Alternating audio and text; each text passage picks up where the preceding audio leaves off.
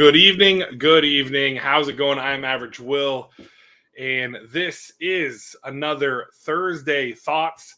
I don't have any guests set up for tonight. I'm going to kind of do this as like a little bit more of like a talk video to put it out there. And, we're going to kind of evolve this thing as we go along and kind of get this thing in. So I appreciate you if you are here hanging out with me tonight, if you pop in. Thank you for coming and stopping by. If you're watching this on the replay, thank you for coming by and watching the video. Make sure you hit that thumbs up button. It really means a lot to me. I appreciate it. As well as I definitely want to hear your thoughts in regarding the topic. In regards to the topic. Hold on one second as I pour my drink. How's it going, Lucrucis? Thank you for coming in. This is going to kind of be. I didn't do my due diligence. I have to say that to set up guests or anything like that. If we get some folks rolling in, I might drop the stream key, the link in the chat. But for the most part, tonight's just going to be kind of like a talk video, kind of going to daisy chain off of what Wink posted on Tuesday. I had the opportunity to be a guest on his channel, myself and Switch Comics, where we discussed the speculation of the speculating game right now, or however he titled it. I can't remember exactly what it was, but it's essentially speculating on the spec market. But tonight we're really just going to talk about spec, comic book spec, and what it means to me, right? And in regards to do I spec, how I spec, and kind of just breaking up the difference and just talking about the different sides. Because in all reality, specking is subjective to the person. I think wholeheartedly. I think it's subjective to the person that is wanting to speculate on a certain character, may come into, live action and stuff like that.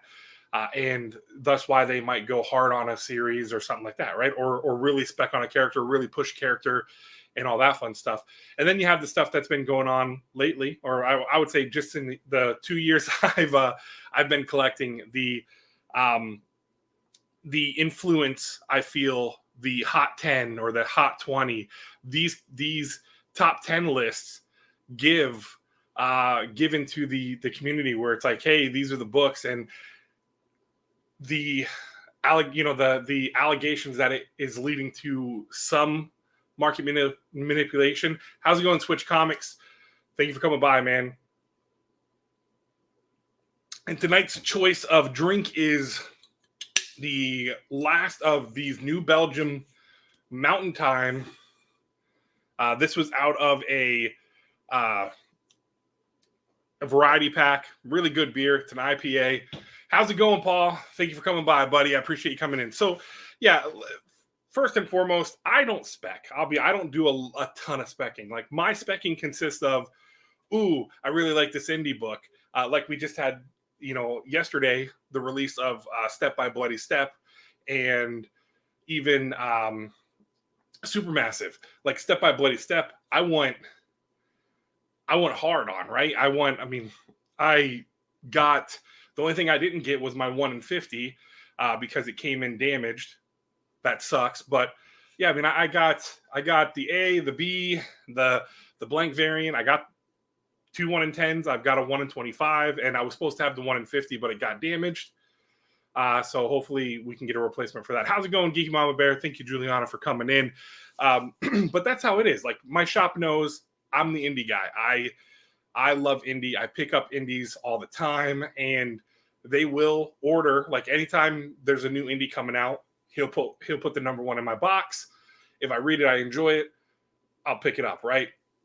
But then I look at the preview book, I look at the solicitations, and if it looks like something is going to be interesting that may have a nice little premise to be something in the future, I will definitely throw an email to my shop saying, hey, I want to add this.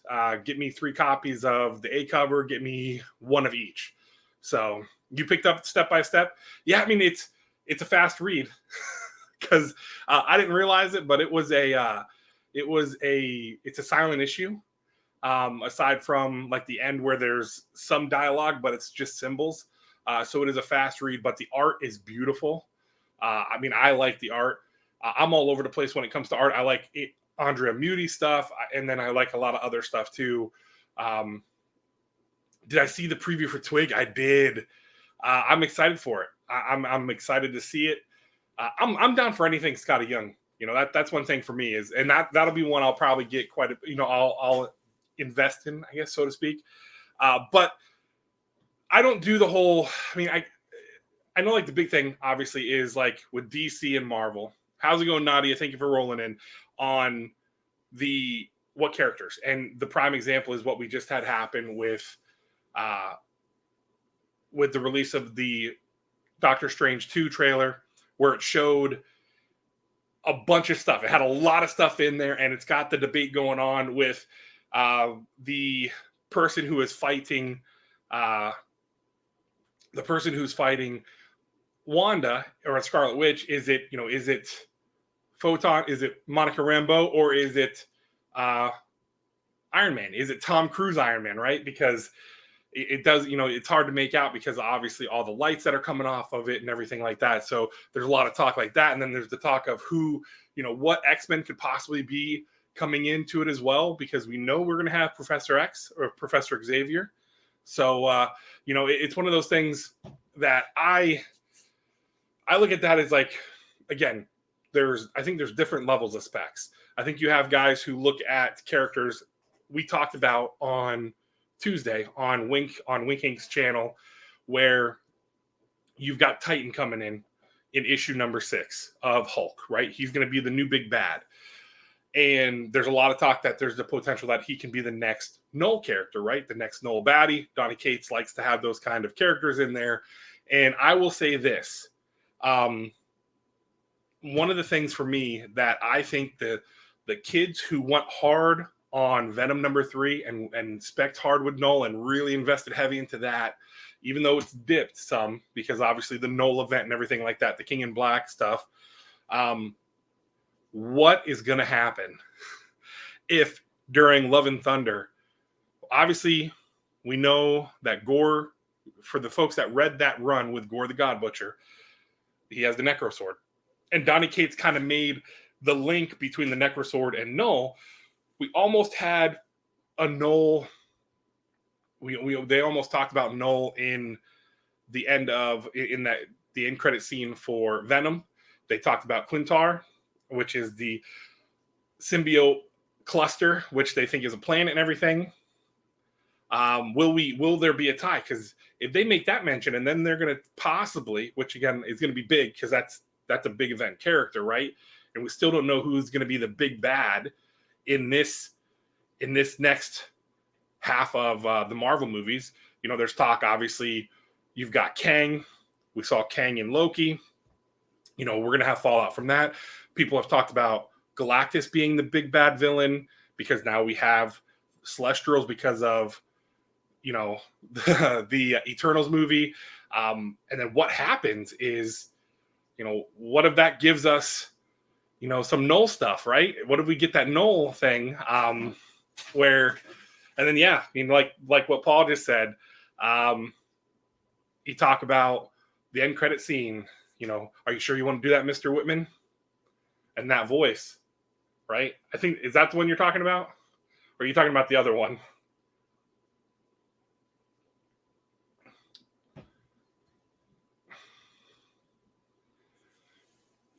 Oh, Paul, you got them holding the ash can for you. That's cool. Yeah. Thing is gorgeous. I meant to show it off on Sunday. I didn't. But I already have that thing all set up. It's tucked away nicely for when, the sword, for when I go to PlanetCon. So it's tucked away nicely and protected until April. Because in April, that bad boy is getting signed. And then sent off to CGC, where I'll wait for, 7 months. I might do a fast track and get it in 4 months. Who knows? So definitely need the Momoko cover.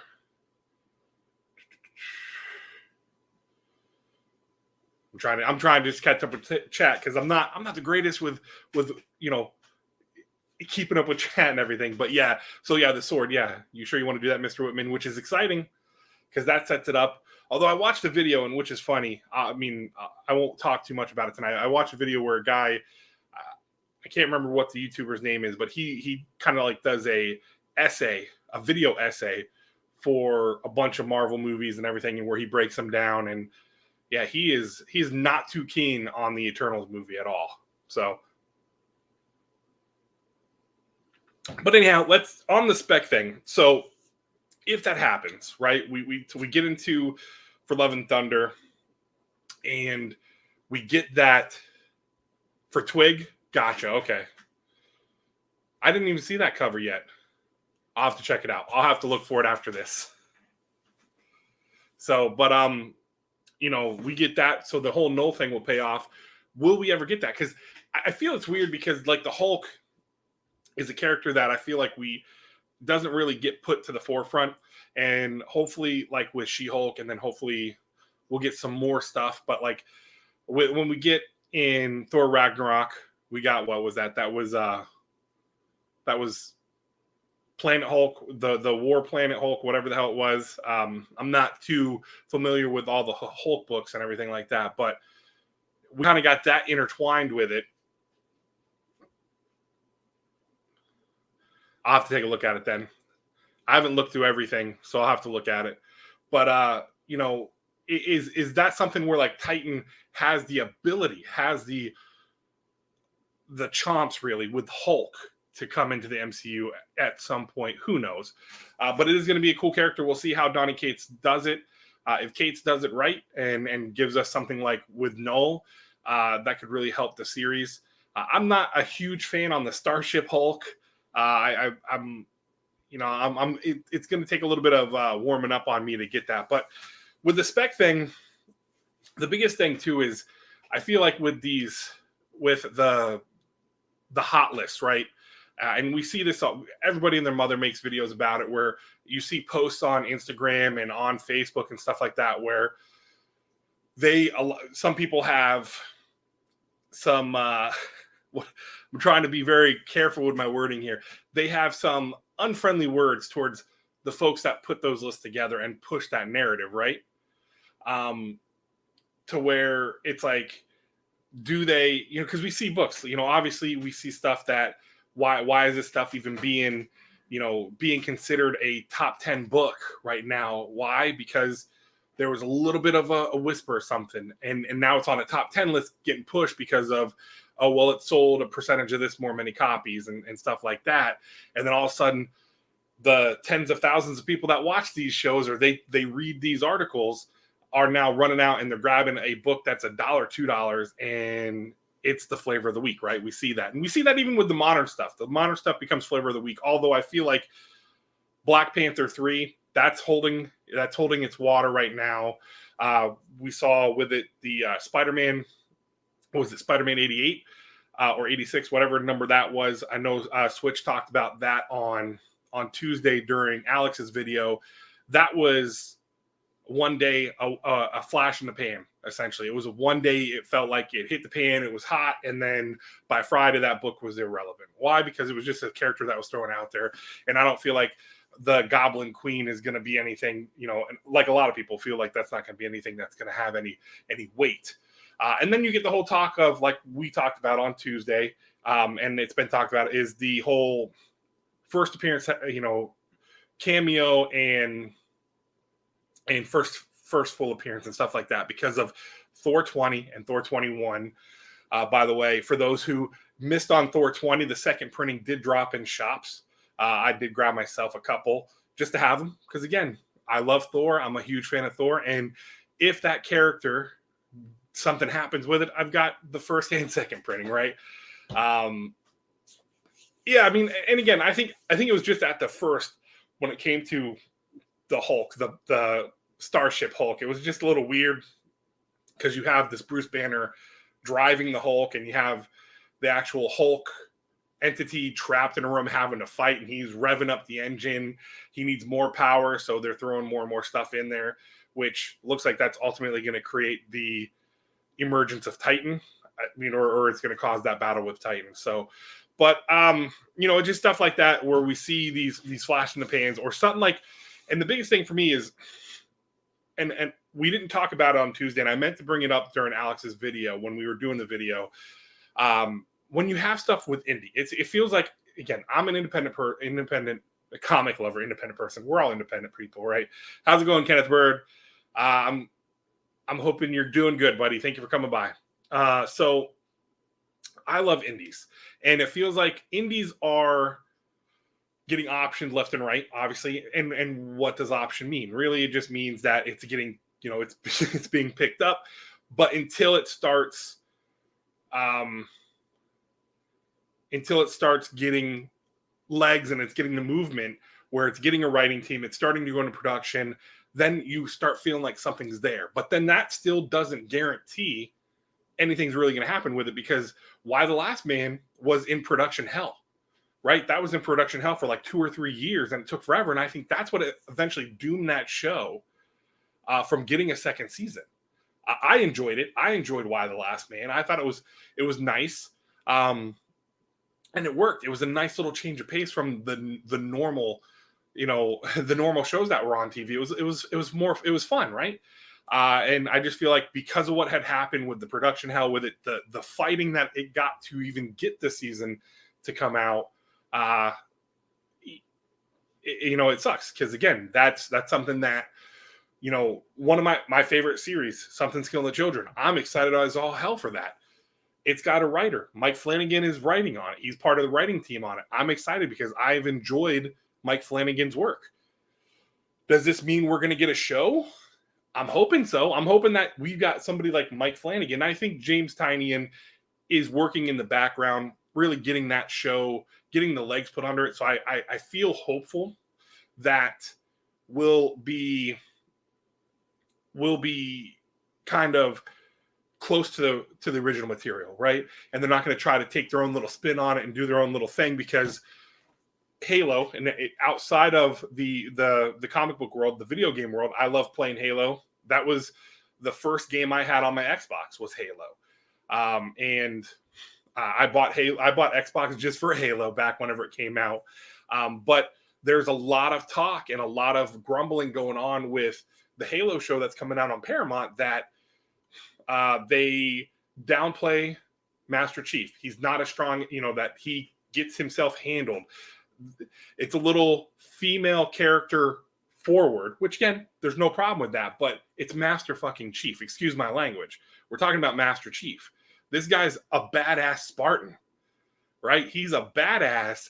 So from what I've seen and what I've read, there's a little bit of worry that they downplay his abilities somewhat, and where he's pretty much getting saved by the other Spartans and everything. And I'm worried about it. Cortana, I know people have had grumblings about Cortana. I'm not too worried about that. But the problem is essentially they're taking the property of Halo and they're kind of doing their own thing with it. This is supposedly outside of any of the Halo verse, whatever the hell you want to call it. It's outside of the Halo universe, outside of the canon. It's supposed to be its own gimmick, its own setup. And that makes me worried, right? If I was more of a diehard fan, I'd be really worried. Now, if that's something like they were going to do with Something's Killing the Children, where it's like, hey, we're gonna create a show, but it's not really going to follow it's going to have some of the characters, but it's not going to follow the source material. Well, then I'm going to be worried if that happens. I don't think it will, because I feel like with Mike Flanagan and I feel like James Tynion are going to be going hand in hand with it. And yeah, Jupiter Legacy. I ended up reading it because I watched episode 1. I ended up getting the digital. I ended up buying the digital issues and reading Jupiter's Legacy. Really liked it. And then I was watching, I think it was on episode 3 when the article got released that it was being canceled, and that bummed me out. And there again, that's an independent property in the Millerverse. We got Super Crux. It's an animated show. I tried to watch it. I wasn't too thrilled with it, but I think it was also when I was trying to watch it, I was doing 10 other things. So I need to give it a little bit more of my actual attention and stuff like that. But I feel like with independence, I'm excited to see what they can do with it. Old Country, I loved it. I really enjoyed it. I know that they're talking about bringing that back for a sequel. I'm excited for it. And I feel like with the streaming platforms, I like what Marvel's doing. I love what DC did. I enjoyed the hell out of Peacekeeper or Peacemaker. Peacekeeper, right? Yeah. I thought John Cena, I love John Cena as him. and I felt there's so much they can do. The ending, I won't spoil it for anybody who hasn't finished. Definitely watch it because it was nice little tip in your hat to some characters in the DC universe, because John Cena's, Peacekeeper, he has all these elaborate stories, right? And Peacemaker, sorry, I keep calling it Peacekeeper, but it's Peacemaker. I want to, he's got all these elaborate stories about, like, obviously Aquaman having, relationships with fish and stuff like that, and then other characters, and he talks about Batman's rogue gallery of villains and stuff. It's great. It's a phenomenal show, and I think they did that one right, and that leads its way into a second season, which I'm excited for. And I really feel like it opens up, like even Titans. I love Titan. I really loved Titans. I thought Titans was really good. And hold please. I thought even with Titans, I know like the last season was a little rocky, that not everyone was a fan of it, but I love the whole not tipping. yeah. More like a screw you, but it's kind of like throwing up, giving them a nice middle finger. Yeah, like you said, Geeky Mama Bear. But with the whole Spec thing, we see shows. We've got like spotlight shows, indie spotlight shows, and then the breakdowns. Anytime a trailer drops, it's instantly, again, I feel like for the whole, I'm going to say the whole week after the Super Bowl, because of that trailer dropping, there were at least 10 videos a day that broke down the stuff, right? And then, talked about, oh, well, this what are they going to do here? This, who are the characters? And, the one character, could that be Mr. Fantastic? Because he's got slender arms, which is great. That's an awesome part of, and that's the fun part, right? That's the exciting part of the spec, like when you're trying to, figure out who's in the movie. But really, that's in the speculation of who could be in the movie versus the what books to speculate on. And I think that's a different level of speculating versus someone who sees issues and it's like, man, this is the first appearance, like Black Panther 3, the people that spec on that, if that character ends up coming in to the black, into the MCU, into Black Panther, the people that won on that one are great. And it's kind of like a gamble. You're playing with it. It's like, you're specking on a character. If it works out for you, Yahtzee, right? If it doesn't, well, you've got 18 copies of this character's first appearance. And I feel like it's, oh yeah, I mean, and that's, I'm going to talk about that on Sunday during my live stream, about going back and watching the cartoon, the Teen Titans cartoon. I absolutely love the Teen Titans cartoon. That was one that my daughter and I watched all the time on Cartoon Network. And I loved the Red X, the whole story arc of Red X. And then you brought in Terra. So like with the Teen Titans Academy, it gets revealed who the Red X is in that one, which was a good read. There is the line. You're right. And 100%. I agree. And that's the thing too, is, where you get these little Easter eggs, the little nods, right? The little nods to the stuff. And I feel like all my recommended videos have been, well, one has been a crap ton of Scream stuff, because I watched the newest Scream movie, Scream 5. I enjoyed it I enjoyed it more than 4. I felt like it was a little, it was a little much at times, trying to really do that whole requel, like they say. It's pretty much a reboot of the original. It's not a true, it's a sequel, but it's kind of like a reboot, kind of like what we saw with Star Wars. And I've been going down that rabbit hole of just watching people break down the movies and break down all the different possibilities of what they can do in the future, just because I've got time on my hands on some of these job sites. But a lot of it's been the spec stuff, because I've been watching some of the spec stuff. I've been watching people talk about what characters can be in there. And like what Paul said, there is a line there between it being Easter eggs and the fan service. Like, hey, tipping your hat to a fan, to the fans who, when they see it on the screen, they're like that the meme with from Once Upon a Time in Hollywood, whatever that one, where it's Leonardo DiCaprio, where he's like, that thing. I don't know if you guys have seen it, but he's like, I've seen it all over the place, where he's like, ooh, right there. That's kind of that's what we get, those nods to us fans, to the fans who can pick up on that stuff, right? And, it's not just in comic book stuff. It's in a bunch of different things where it gives you that nod to certain things. And I did it with my wife. Like, when we were watching the trailer, like the little bit of things that you saw, I'm like, ooh, man, I'm like, ooh, here, this and that. And I had to tell everybody to be quiet during the Super Bowl party so I could watch the trailer. But yeah, I mean, in doing things like you said versus profit and other specs. So the thing is, I mean, and it's a fine line, right?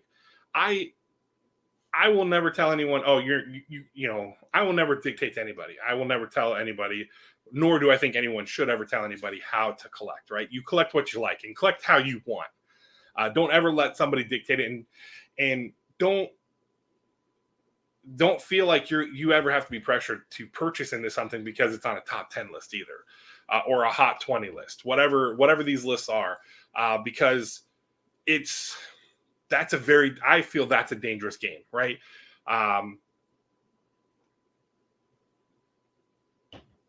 Because of just how some of the things get talked about and they're written about in these lists, I think it can set up people to go out there and, again, collect what you like.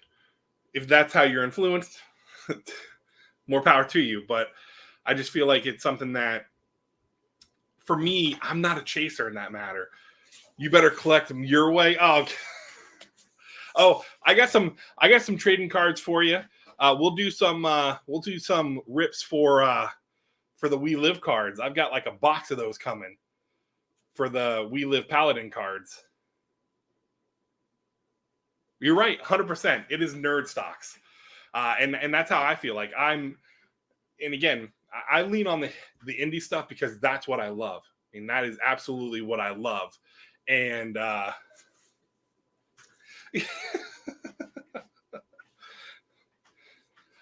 may or may not have a couple boxes coming my way of some other card types that we may have to do a battle with. I might have been on a certain website looking at stuff and realizing how low the prices were, and may have had to purchase some things. I don't know. I'll keep you in the loop.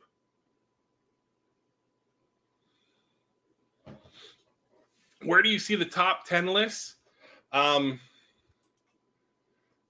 Mama, there's the CBSI, the Comic Books to Invest, or Comic Books Invest. They do a top list. Cover Price does a top 10 list. Comic Tom, that's the big one that has a lot of people's, gets people up in arms with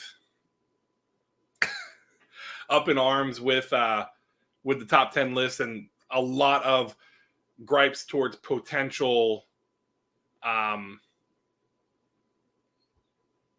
market manipulation. So you got Comic Tom, you've got other people that have the list. Like I said, Cover Price. And the only reason I see the Cover Price stuff is because I am a key collector as well. You're right. Well, key collector is where Comic Tom gets his list, right? That's where essentially he pulls his list, is from Key Collector. And there's that whole sponsorship there, and that whole, hey, get the first month free or the first week free and something like that. But yeah, Key Collector has a top 10 list, which that is $1.99 a month for Key Collector, which it helps. If you're diving in long boxes and you want to see if a book that you're going through, it looks in good shape and it looks like it could be a key potentially, you pull it up on Key Collector. Is it always 100% accurate? No, because they sometimes don't have some books entered, whereas some other people do. But again, they're out there. If you even if you Google or YouTube search hot top 10 comics or top 10 comics of the week, I'm sure you'll have other people that have their own lists as well, which is cool because there's another one, and again, I cannot remember his name. It's bad because I am subscribed to the guy, and I like him because he does the 5 books not to invest in, because he kind of does like a reverse one on it where it's like, hey, these ones don't get caught with the FOMO, right? Because that's another term we've all heard for the last 2 years is that's a FOMO buyer. Don't be feeling FOMO, the fear of missing out when it comes into the collecting. But I think that's been in collecting all over the place because when my daughter was younger, you had the Hatchimals, right? I don't know if you guys all know what the Hatchimals are, but those things you could buy at a store for $50, and they were being sold, turned around and then sold on eBay and stuff for $300+. How's it going, Quick Draw? Thank you for coming in. Thank you for watching. I don't care if you're lurking. Thank you for giving me your time. And Wink, I'll have to let you know which one. I'll let you know which ones I bought. I'll look them up. But and I'll have to send them to you if you're still here. But yeah, so I mean, it's one of those things that it's definitely, it can be fun, right? It can be fun to spec. And with me, again, I lean heavy on the indies. Kaiju Score, I was excited when that got optioned, right? Again, it gets optioned. We don't know. Noctera got optioned, and that seems like the wheels are spinning on that one. It looks like Scott Snyder's really trying to push for that one to go forward, which is great because, again, that's another one I spec'd hard on. We Live is another one I spec'd hard on. So stuff like that in the indie game, that's where it comes in. And I'm going to circle back to this because I got sidetracked. I was going to talk about it. And Paul, if he's still here, he knows all about it because he's the one that told me about it. And it's the Land of the Living Gods from Aftershock. That book was, again, it's an Aftershock title, but there were some potential grumblings. There's been some talks that it could be early. It could be early option and whatnot, and all that fun stuff. So that book was going for $10-15 for the A cover, and then the 1 in 15 was going for like $60, and then there was an exclusive cover that was going for like $200+, and that's nuts. I mean, that is insane to see an exclusive cover going for over $200. And I had the opportunity to hang out with Paul on his show. He did a live stream on a Sunday like 2 or 3 weeks ago. I got to hang out with him and a couple other great folks where we talked about the Land of the Living Gods, and we talked about other series that were going crazy and stuff like that. But there again, you get the whole We Live, and I'm going to use this. You get We Live in a Vacuum, right? You get that 5-issue series that was awesome. And if you were in it early, you were loving it. And then all of a sudden, issue 5 releases. It's great. Issue 1, regular additional printings. You had what? Four additional printings on number 1. And then number 2 had a second printing. Number 3 had a second printing. Number 4, I believe, had a second printing. And then number 5 had a second and a third printing of regular printings. Not talking about the crazy store exclusive second, third, fourth, fifth printings, which I think that's where it gets a little bit out of hand. And I think that'll be a topic later down the road, maybe in the next week or so, where we talk about how exclusives could be hurting the collectability, right? Or does it affect the collectability of a series? Because you get stuff that's dropping. Like We Live now. We Live Age of Paladins is coming out next month. And there are, Paul? I think we're up to like over 40 variant covers for that book. And none of them are cheap. None of them are under $25, I don't think. I don't think I've seen any of them. And a lot of them are sets because it's the white and black. So you essentially you're having to lock in to buy a set. But again, I'm not going to get too headstrong into that because that'll be a topic for another stream when we do this. And maybe I'll actually have some. I'll see if Paul wants to come on because he's big on it too, on the whole talking about, he's got some info. He's a nice little 411. I call him my comic 411. If I need an answer, I kind of say, hey, Paul, do you know this? And he essentially gets me an answer. He's really good about that. So, but yeah, I mean, that's pretty much it. Just like with the specking thing, I'm kind of all over the place a little bit, but that's my style, right? That's who I am. That's how I do this. I try to stay, like, I come in with a thought process. I had notes and I said, nope, scrap it. I'm not even going to try. Why? Because it's a pain in the ass, right? I try, and I'm so confined with work. I think that's what it is. I'm so structured with work. I've got A, B, C, and D. And then I feel like when I get here, my brain says, nah, buddy, we're good. We're gonna go at it, right? And we're gonna have fun with it. So exclusive should only focus on putting out sick covers. Yeah, they don't need to make any. I agree. And I will say this, and my last little one, because it's one of the big points I want to make when I talk about the exclusive covers, is if you're going to do a cover for a series, do your homework. I think it was somebody in the We Live, I think, Facebook group. They made a post, which they were not wrong. Some of the covers that are coming out are god awful. You can tell when the artist has no idea about the source material. So if you're going to do a cover, do source material. Or if you're someone like Brian Silverback, where you do sick homage covers. I love Brian Silverback. He's one of my favorite cover artists. I love his covers because he's doing an homage, but he's not trying to create a scene like action poses and stuff like that with the characters, or just make a god awful like blob on a cover. But you remember Specking back on Indies back in 2000? Yeah, and that was the thing. Deadly Class, that TV show was fun. That was a fun TV show, but then it died out with the network. It was a sci-fi. It was a sci-fi show. So it really didn't have the backing. And I think that's one of the things that hopefully, like with Netflix rolling stuff out, that if they do bring in they actually bring to life the Something's Killing the Children, they give the backing. I want to see 6 to 10 episodes. I'd like to see 8. I think 8 is like the ideal amount. I think that's a good solid number because in that first 15 issues, and you can even build in. And I'm sorry, we just went on a tangent here because I saw that and I wanted to talk about this a little bit, because you can build in Erica's origin story into the series. You don't even have to do it as a separate thing. But the whole spec game, I think it really comes down to how the individual wants to spec, right? I think that's what it ultimately comes down to, on what they want to do, how they want to look at it. If they look at a trailer and they say, ooh, I got to run out and I got to get whatever that is, the Superior Iron Man issue 1, or the the first appearance of the Illuminati. They're going out there, they're jumping all over that.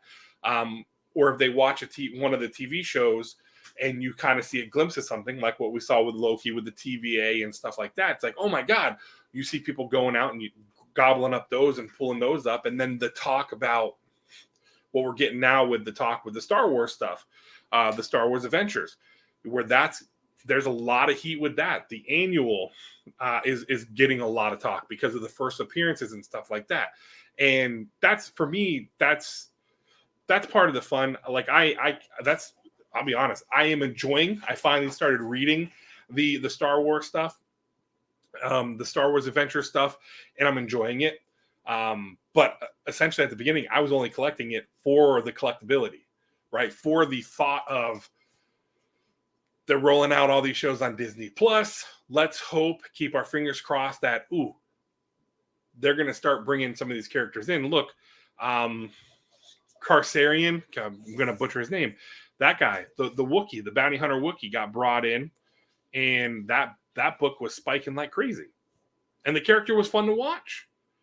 He was fun to watch. So I think that's really cool to see. We're seeing different stuff like that. So again, I just leave it like this.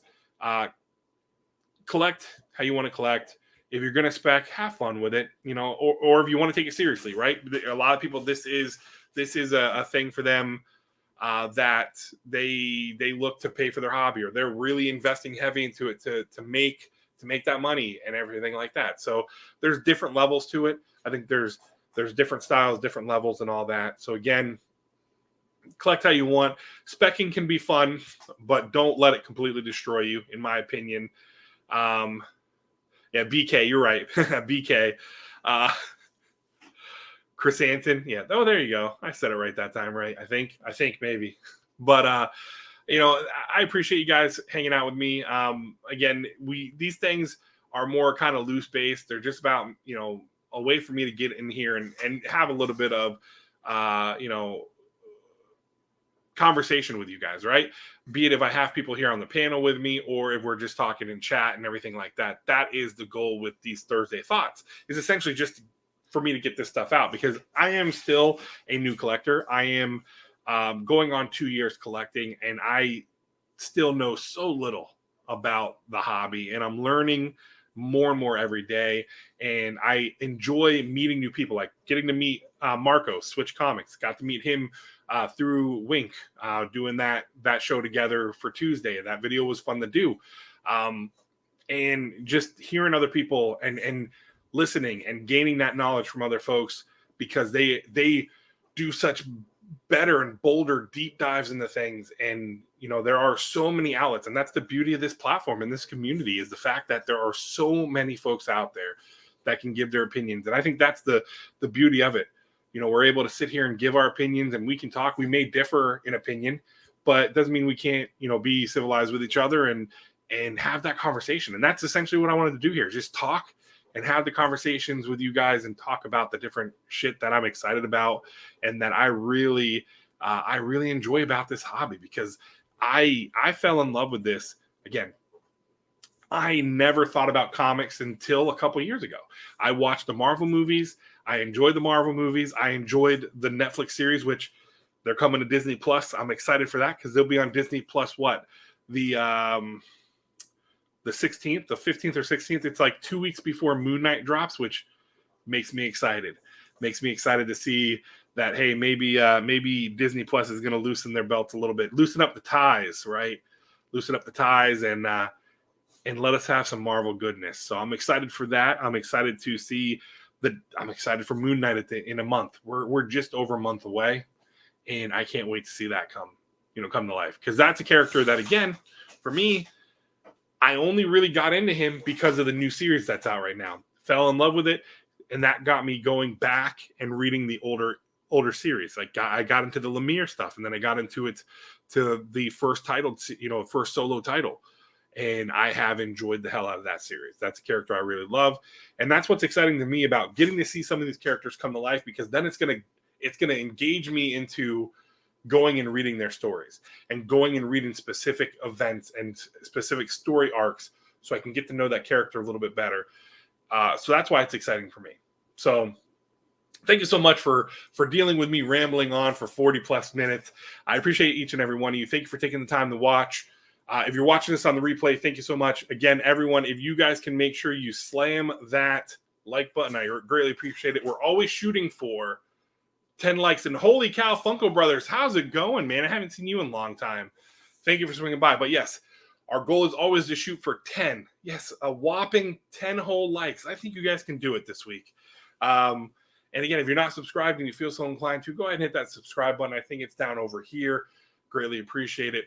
Check out Winking's video from Tuesday night. I will probably annotate that, somewhere up here, or I'll put the link down in the description, because that was a fun, nice little 25 minute video that we did where we talked about speculating on the spec market. And like I always say, tell somebody you love them. Make sure you do one random act of kindness for someone. It could be letting them out in front of you in traffic. It could be opening up a door for somebody, something like that. Just do one random little act like that can really help out somebody's day. Be like, oh wow, this person actually cares, especially with some of the doom and gloom that's going on lately, with what we got going on. And again, make sure you check in on your friends and family. Give them a call, let them know you're thinking about them. Tell them you love them. And, that way they know that, because they could be in a dark spot right now. So always check in on family and friends and let them know you're thinking about them. So, again, thank you guys so much for hanging out with me. I freaking love all of you. You guys make this fun. Thank you. I'm Average Will. Till next time, I'm out. Take care.